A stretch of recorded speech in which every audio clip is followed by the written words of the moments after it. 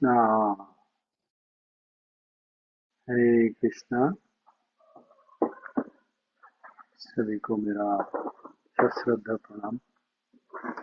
आज एक विषय के ऊपर चर्चा करने वाला हूँ। अत्यंत इम्पोर्टेंट है। अक्सर हम इसको इग्नोर कर जाते हैं और ये विषय है मृत्यु। हम मृत्यु लेके सबका मन में किसी न किसी प्रकार का संशय रह जाता है या दुविधा रह जाते हैं। हम कांपने लगते हैं मृत्यु का नाम सुनते हैं, सोचते हैं क्यों मृत्यु के बारे में सोचे। तो मृत्यु ऐसा शब्द है जो सुनते ही हमारा मन खराब हो जाता है या शरीर में कंपन शुरू हो जाते हैं या मन अधिकतम विचलित हो जाते हैं। तो इस प्रकार भावना से हमको जो विचलित करने वाला है, इसका कारण क्या है? हमारा अज्ञानता। क्योंकि भगवत गीता में ये चीज बताया गया है कि जो मृत्यु, जिसका जन्म हुआ है उसका मृत्यु होना ही है। इवन अंग्रेजी में भी इस शब्दों का अधिकतर प्रयोग किया जाता है इस प्रकार बोल के कि एज श्योर एज डेथ। क्यों? क्योंकि मृत्यु ऐसा घटना है जो सबके साथ घटना है। हम अक्सर मनुष्य को या विभिन्न प्राणी को मृत्यु का स्थिति में जाने में देखते हैं। हम क्षणिक विचलित होते हैं या अपना आत्मीय परिजन अगर इसमें शामिल होते हैं या किसी का देहांत हो जाते हैं तो हम अत्यधिक विचलित होते हैं, यही सोच के कि क्या हो गया, जिसका मृत्यु हो गया वो तो पुनः नहीं आएंगे। तो मृत्यु बहुत विचलित करने वाले शब्द हैं। हम इसको थोड़ा गहन से इसको अध्ययन करने का प्रयास करेंगे। तो स्वाभाविक दृष्टि से या डॉक्टर के व्यू से जिस व्यक्ति का पल्स खत्म हो गया, जिसका कोई हार्ट बीट नहीं चल रहा है, खून का प्रभाव जो था वो बंद हो गया, बॉडी शरीर शीतल होते गया है, तो इस प्रकार स्थिति को हम बोलते हैं मृत्यु। और इस मृत्यु का कुछ ही घंटे के बाद और जो अपना जो शरीर है वो शरीर सड़ना शुरू हो जाता है।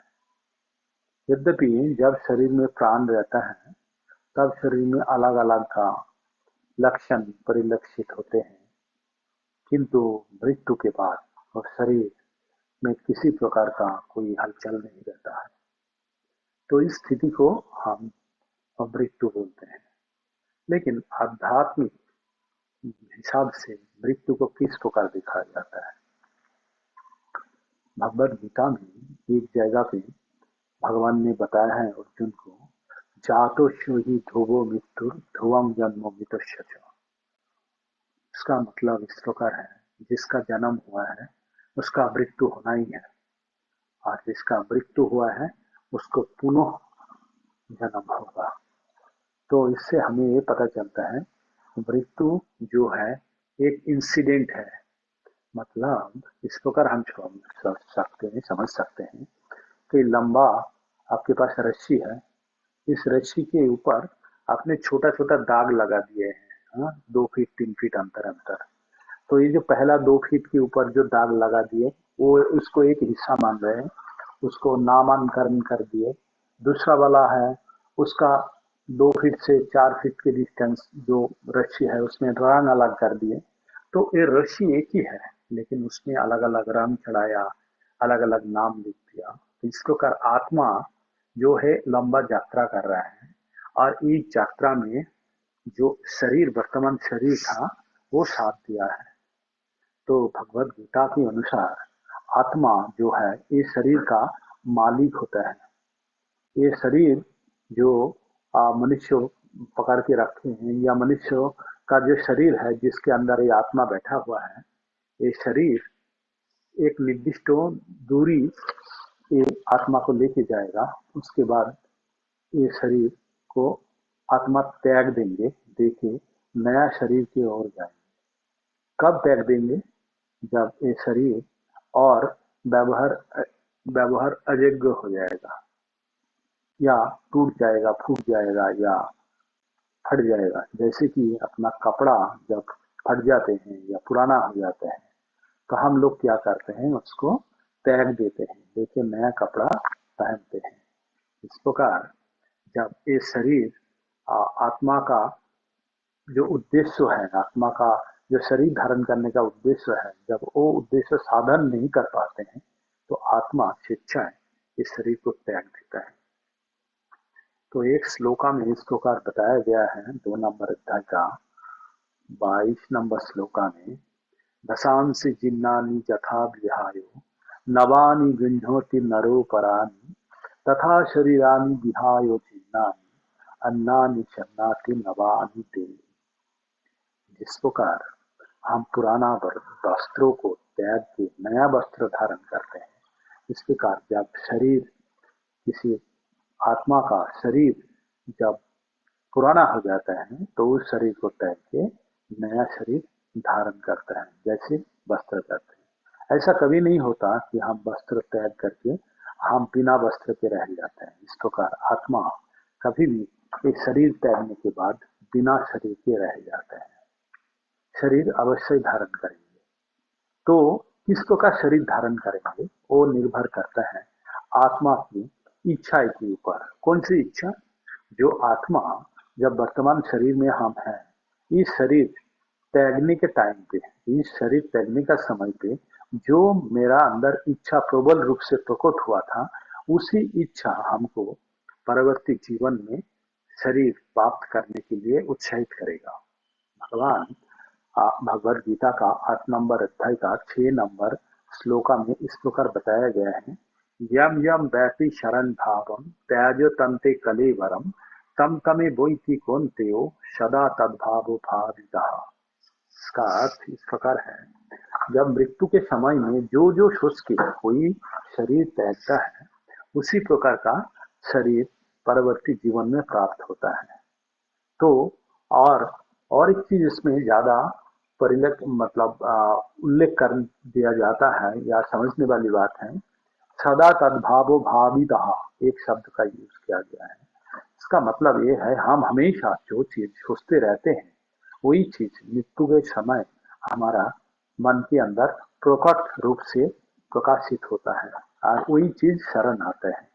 तो इसलिए हम सब समय हमेशा जो चीज सोचते रहेंगे, जो भी इच्छा हमारा मन के अंदर हमेशा चलते रहते हैं, वही इच्छा मृत्यु के समय पर अधिक प्रकट रूप से प्रकाशित होगा, और उसी के कारण जो परवर्ती जीवन होगा वो उसी मार्ग पर चालित होगा।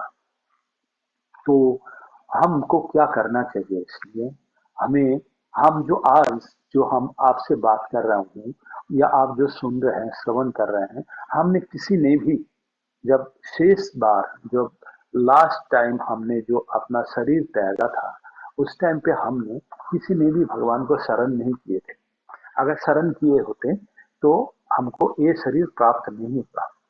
एक हम इस शरीर पाने के लिए जिस प्रकार का सोच अपना मन के अंदर रखे थे, उसी प्रकार का शरीर हमको प्राप्त हुआ है।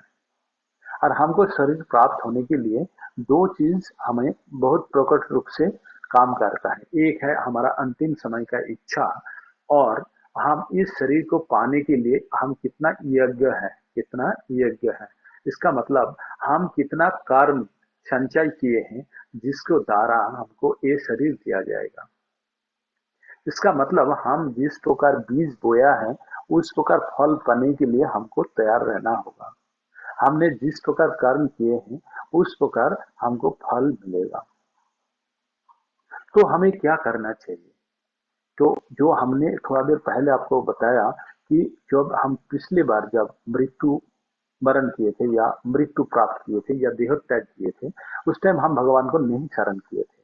अगर शरण किए होते तो क्या होता? तो वो भी भगवान 8 अध्याय का 5 नंबर श्लोक में इस प्रकार बताते हैं, अंत काले च मामेव शरण मुक्ता कलेवरम, जो प्रयाति सा मद्भावम याति नास्तत्र संशय। भगवान ने क्या बोले, जो मृत्यु के समय में जो जिस प्रकार चिंता लेके भगवान को शरण करते हैं, जो मृत्यु के समय भगवान को शरण करके अगर कोई देह त्यागता है तो अवश्य ही भगवान का भाव प्राप्त करते हैं। इसमें कोई संशय नहीं है। ये भगवान का मुख निश्चित वाणी है। ये ना कोई मैं अपना मनगढ़ा बता रहा हूँ या कोई और किसी से सुन के बता रहा हूँ। आप भगवद गीता को रेखा कीजिए, आपको पता चल जाएगा। तो इसका मतलब क्या है, हमारा अंतिम समय में भगवान को अगर हमने शरण कर पाए हैं, सुन नहीं पाए, शरण करना होगा। किसी ने मेरा कान में बोला, यद्यपि मैं सुना नहीं, तो उससे काम नहीं होगा। हमको खुद को शरण करना होगा।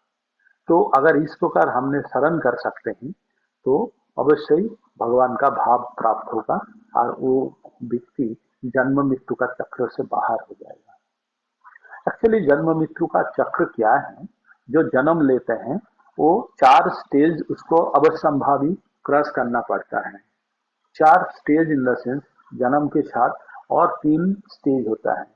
क्या होता है, जन्म, देन वृद्ध अवस्था आते हैं, देन जरा, जरा को वृद्ध अवस्था बोलते हैं, देन व्याधि रोगाग्रस्त होता है और अंत में मृत्यु होता है। तो जन्म मृत्यु जरा व्याधि इस 4 शब्द के द्वारा बताया जाता है।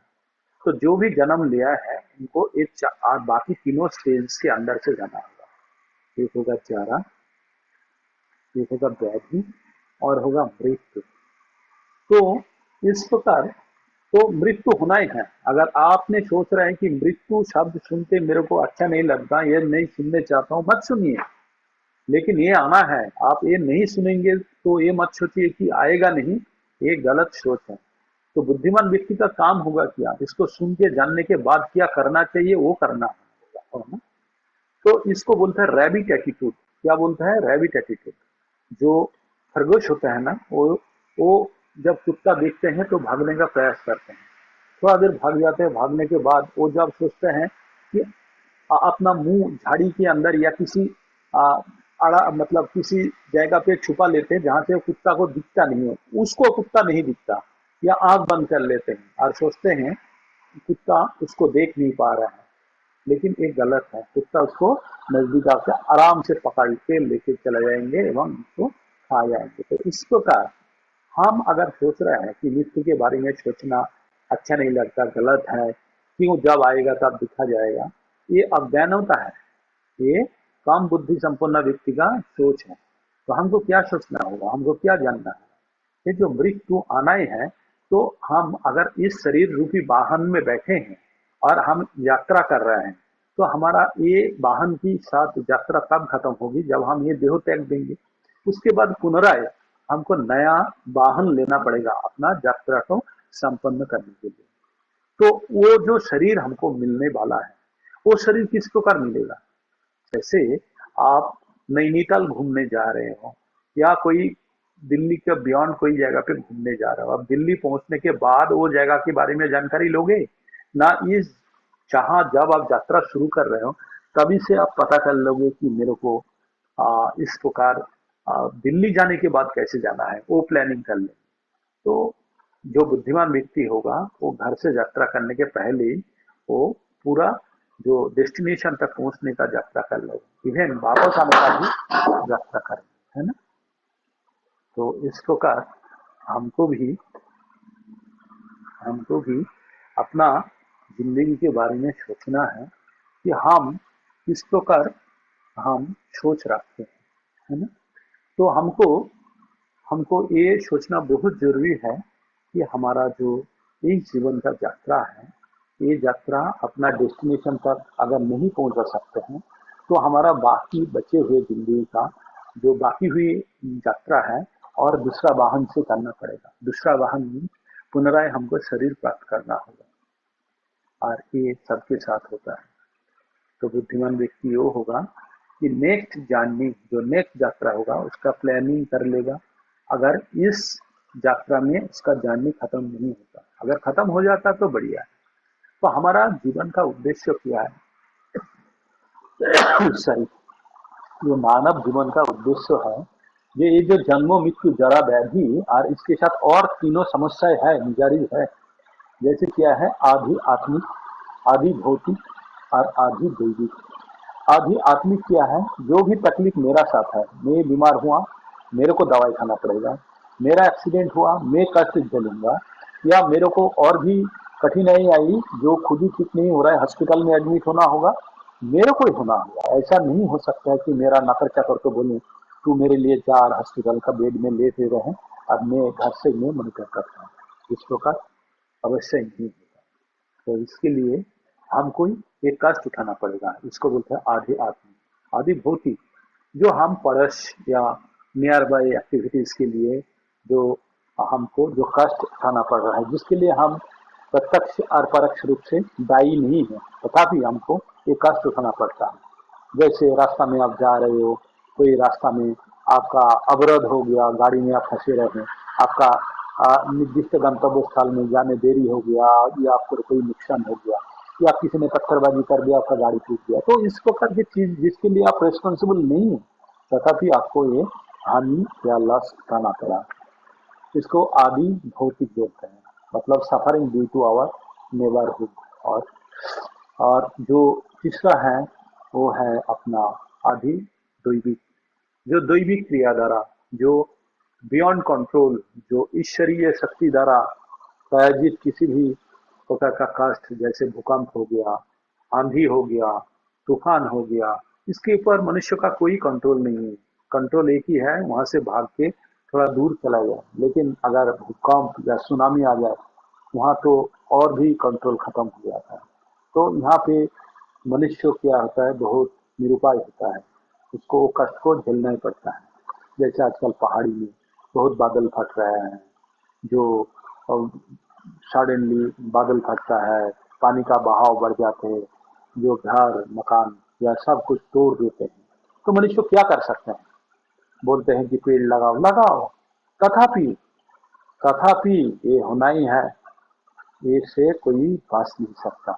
तो ये जो कष्ट है, ये पृथ्वी का नाम क्या है पता है? दुखालयम अशाश्वतम। भगवान ने एक श्लोका में बताया है कि ये जो धरती है, ये जो दुनिया है, इसका नाम है दुखालयम अशाश्वतम। दुखालयम मतलब दुख का स्थान है। यहाँ से हम अगर सुख ढूंढते हैं तो ये हमारा गलत धारणा होगा। तो हम अगर सोचते हैं ये दुनिया में हम बहुत सुख भोगेंगे, तो ये हमारा गलत सोच है। इसका नाम ही है दुखालयम अशाश्वतम। तो ये दुखालयम अशाश्वतम से हमको क्या करना है? हम जो भी जीवन लेके आए हैं, अपना जीवन का उद्देश्य जान के हमको ये जन्म मृत्यु के चक्कर से निकालने के लिए हमको क्या करना है? हमको सही कदम उठाना है। हम गति। तो इसी दिशा में काम करने के लिए हमको ये जानकारी लेना जरूरी होगा कि हमें क्या करना चाहिए और क्या नहीं करना चाहिए। ये अत्यंत गुरुत्वपूर्ण है कि ये मनुष्य जीवन पाते हुए भी हम इसको उद्देश्य नहीं समझ पाया, और अंत में हम अपना शरीर को त्याग देते हैं, पुनराय जन्म लेते हैं। तो ये अत्यंत बुद्धिमान वाला व्यक्ति का काम नहीं होगा। ये जो बाकी प्राणी जो है वो भी इस प्रकार का कर्म करते हैं। यही जैसे कुत्ता बिल्ली या सूअर, जो भी प्राणी है वो भी चार प्रकार का काम करता है, आहार निद्रा भय मौसम। एक इस प्रकार का कर्म अगर मनुष्य भी करता है तो मनुष्य और पशु में कोई अंतर नहीं है। मनुष्य जीवन अत्यंत गुरुत्वपूर्ण है, और इसी मनुष्य जीवन से ये जन्म मृत्यु का जो एक प्राणी से दूसरा प्राणी में देहांतरण होता है हम लोगों का, इससे बच सकते हैं। भगवान एक जगह पे बोलते हैं ये ईश्वरः सर्वभूतानां हृद्देशे अर्जुन तिष्ठति धम्मयं सर्वभूतानि जंत्रो अरूढ़ानि मायाया। भगवान बोलते हैं माया का यंत्र में बैठा के मनुष्य को भगवान एक प्राणी से दूसरा प्राणी का जो देहांतरण होता है उसमें भ्रमण कराते हैं। इसका माया का यंत्र में बैठा के, माया का यंत्र क्या है? ये हमारा जो शरीर है, या कुत्ता का शरीर है, बिल्ली का पेड़, जो भी कुछ जीवन प्राणी है या वस्तु है ये दुनिया भर में 84 लाख स्पीसीज है, जो 84 लाख का प्रजाति है, इसके अंदर ही भ्रमण करते रहते हैं। तो इसके अंदर भ्रमण करना सही होगा, या बुद्धिमान व्यक्ति की तरह एक स्थान ऐसे ढूंढ लेना होगा जहाँ जाने के बाद और भ्रमण करना ना पड़े? तो भगवान क्या बोलते हैं, कामेव शरणं गच्छ सर्वभावेन भारत तत्पश्चात् परम शांति स्थानम प्राप्स्यसि शाश्वतम्। तो अर्जुन को बोला, हे अर्जुन, इस प्रकार एक शरीर से दूसरा शरीर में बार बार भ्रमण करने से अच्छा है आप उसी का शरण में चला जाओ, जिसका शरण में जाने के बाद क्या होगा, तुमको एक स्थायी, एक शाश्वत जायगा मिल जाएगा जहाँ से आप परम शांति के साथ रह सकते हो। ना कि जो पहले बताया था, जो माम के पुनर्जन्म दुखालयम अशाश्वतम, भगवान बोलते हैं कि भगवान को एक बार अगर किसी ने पा गया तो उसको और ये दुखालयम अशाश्वतम में दोबारा जन्म लेने का जरूरत नहीं पड़ेगी। तो हमारा एक ज्ञान अर्जन करने के बाद हमारा मृत्यु के बारे में कोई भय नहीं है, हमको उसको जय करना है। तो भगवान एक जगह पे बोलते हैं, जो भगवत भक्ति के पथ में जो थोड़ा सा भी अग्रसर हो गया, ये मृत्यु रूपी भय को वो जय कर लेते हैं। किस प्रकार बोलते हैं, नेहा भी क्रोमनाशस्ति तत्वाय न विद्यते स्वल्पमपश्य धर्मस्य त्रयाते महातो भयात। बोलते हैं जो भक्ति का पथ में जो थोड़ा भी अग्रसर होकर रखते हैं उसका कहीं क्षय नहीं होता। क्या होता है, उसको परवर्ती जीवन अगर उसको मिलता है तो उसका भक्ति वहीं से शुरू होता है। तो इससे क्या होता है, बोलते त्रयाते महातो भयात, जो महान भय है, मनुष्य का सबसे बड़ा भय क्या है, मृत्यु रूपी भय है। ये मृत्यु रूपी भय क्यों है, क्योंकि अज्ञानता का कारण है। तो मनुष्य को अगर ये ज्ञान आ गया, भगवद गीता का ज्ञान आ गया, मृत्यु शब्द के साथ होना है और ये एक नियमित प्रक्रिया है। लेकिन ये जन्म मृत्यु का चक्र से बाहर निकालने के लिए हमें क्या करना चाहिए, ये ज्ञान अगर हमें प्राप्त हो गया तो ये सर्वोच्च उपलब्धि होगा मनुष्य जीवन, तभी ये मनुष्य जीवन सार्थक होगा। तो मृत्यु कोई डरने वाला चीज नहीं है, मृत्यु एक प्रोसेस है जिसके द्वारा हम एक शरीर से दूसरा शरीर में देहांतर का प्रोसेस में जाते हैं। जैसे मृत्यु और जन्म दो चीज है, जो देहांतर एक शरीर से दूसरा शरीर में जब आत्मा ट्रांसफर होता है, इसको अंग्रेजी में बोलते हैं ट्रांसमाइग्रेशन ऑफ सोल। ये होता है एक शरीर से दूसरा शरीर में आत्मा जाने का प्रक्रिया। तो इसमें क्या होता है, जो पहले मृत्यु होता है ये शरीर त्यागते हैं, और जैसे पुराना वस्त्र पहले त्याग करते हैं उसके बाद नया वस्त्र पहनते हैं, इस प्रकार ये शरीर को पहले त्याग करते हैं, इसको बोलते हैं मृत्यु, और जब नया शरण शरीर को धारण करते हैं उसको बोलते हैं जन्म। तो जन्म और मृत्यु एक दूसरे के साथ एकदम समग्र रूप से जुड़ा हुआ है। तो डरने का कुछ नहीं है, लेकिन बुद्धिमान व्यक्ति अगर बनना है तो हमें क्या करना है, इस शरीर त्यागने के पहले हमको और कभी शरीर प्राप्त ना करना पड़े, इस प्रकार का जो कर्म है वो करके जाना चाहिए। यही होगा सर्वोच्च बुद्धिमान व्यक्ति का काम। यही मेरे को बोलना था। ये जो ज्ञान मैंने थोड़ा बहुत भी प्राप्त करने का प्रयास किया वो भगवद गीता से, श्लोक प्रभुपाद का वाणी से, और अपना गुरु महाराज का कृपा एवं जो मेरा शिक्षा गुरु का दान से।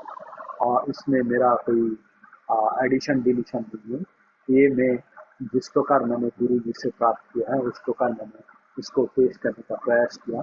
अगर इसमें कोई मेरा गलती हुआ है तो ये मेरा है, या जो भी चीज़ मैंने गुरु जी बताया लेकिन मैं नहीं बोल पाया वो मेरा कमी है। अगर इसमें कोई अच्छा चीज़ लागे तो वो गुरु जी का समस्त कृपा है, जो सभी उसका भक्त के ऊपर विराजमान है। यही बोलना चाहिए था। हरे कृष्णा कृष्णा कृष्णा हरे हरे, हरे राम राम राम हरे हरे।